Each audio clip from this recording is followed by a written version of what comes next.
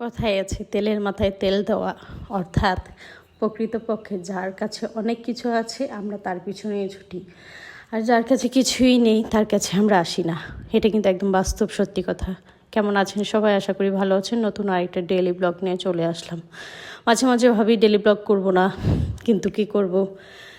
আর আরেকটা কথা হচ্ছে যেটা আজকে আপনাদের বলি, আমারও কিন্তু ইউটিউবে একটা চ্যানেল আছে, ওইখানে আমি শর্ট ভিডিও ছাড়তাম মাঝখানে। তো মাঝখানে কয়েকটা হয়তো বা ছেড়েছিলাম, এখন আর সেরকম করি না। তো আসলে আরেকজনকে দেখলে সত্যি কথা বলতে ইচ্ছেগুলোও বেড়ে যায়। তো একটা দিদিকে দেখে দেখে আমারও ইচ্ছেগুলো বেড়ে গেছে যে ইউটিউবে হয়তো বা আবার কাজ করা শুরু করব। আর সেটা হচ্ছে আমাদের জুই দিদি। তা আমি নামটা মেনশন করে দিব দিদির। সেই দিদিরও কিন্তু এখন ইউটিউব চ্যানেল আছে, সে দিদি কিন্তু ইউটিউবে ভিডিও ছাড়ছে। আপনারা যারা ইউটিউবে কাজ করেন দিদিকে সাবস্ক্রাইব করে দিবেন, আর আমাকেও পারলে সাবস্ক্রাইব করে দিবেন।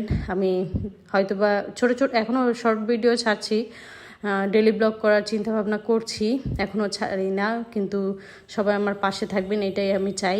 তো এই তো তেলের মাথায় তেল দেওয়ার কথা আমি বলছিলাম কেন, কারণ আপনার কাছে যদি কিছু থাকে তাহলে আপনার কাছে সবাই আসবে, আর যদি কিছু না থাকে তাহলে কিন্তু আপনার কাছে কেউই আসবে না। এটাই কিন্তু প্রকৃতপক্ষে এবং সত্যি কথা এবং বাস্তব কথা। তো যাই হোক, রান্নাবান্নাও তো করতে হবে।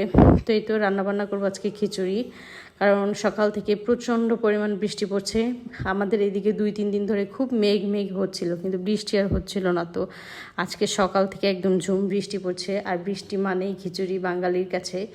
তো সেরকম বাঙালির বলতে আমিও একটা বাঙালি।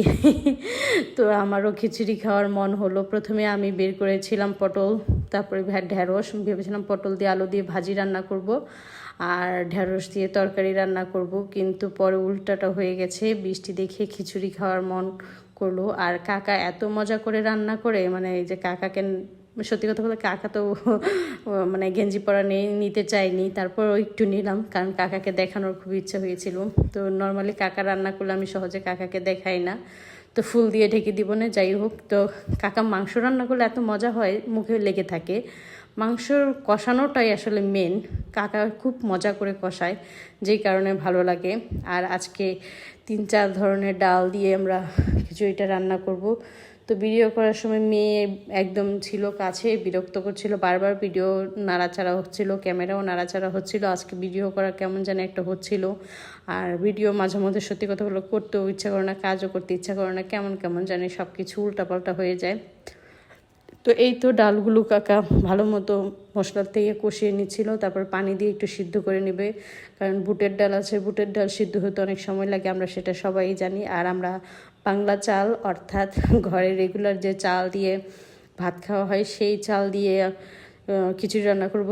তো খিচুড়ি বলে কথা, এই জন্য তাড়াতাড়ি করে গোসল টোসল করে ফ্রেশ হয়ে এখন একটু মুখে ক্রিম টিম লাগিয়ে নিচে চলে যাব তাড়াতাড়ি খাওয়ার জন্য, কারণ প্রচণ্ড পরিমাণ ক্ষুধা লেগে গেছে। কাজ করতে করতে প্রায় এখন 2:30টারও উপরে বেজে গেছে, খেতে বসতে বসতে কিন্তু 3টা বেজে গেছে।